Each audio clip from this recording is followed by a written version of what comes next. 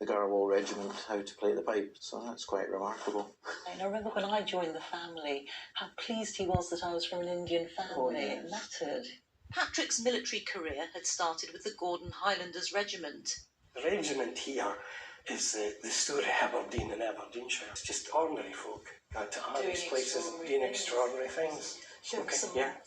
So this is the register of soldiers for the Gordon Highlanders, and you can see from this list his service number and the fact that he joined the Gordon Highlanders in August 1940. I've probably done his officer training in India and the jungle warfare training in India before he joined the Indian Army.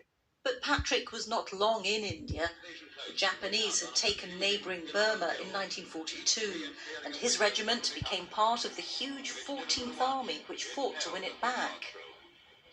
But it became the forgotten army as Europe's focus was on itself.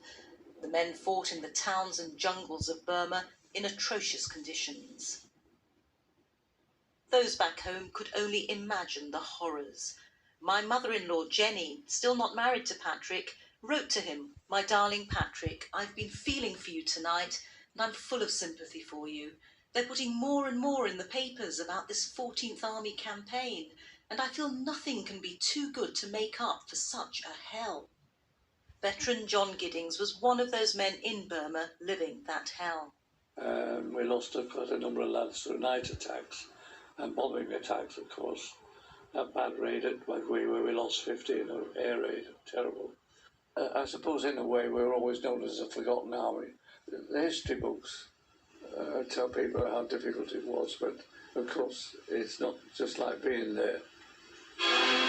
In May 1945, it was the final push. It's mud, mud and still more mud.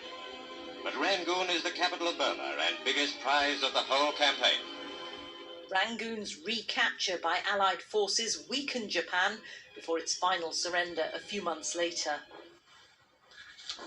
As if war weren't enough, those on the front line had to contend with other, more personal matters. Interestingly, there's a telegram here which he received a few days after his father died, which was sent, and I guess that was the kind of